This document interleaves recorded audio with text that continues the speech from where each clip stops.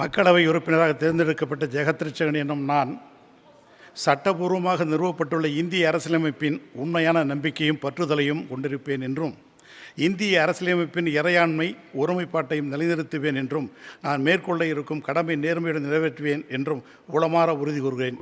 வாழ்க தமிழ், வாழ்க தலைவர் கலைஞர், வாழ்க தளபதி, வாழ்க உதயா.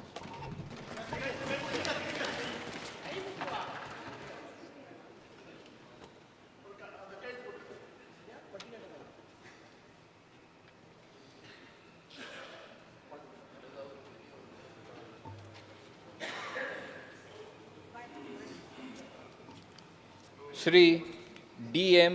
Kadir Anand.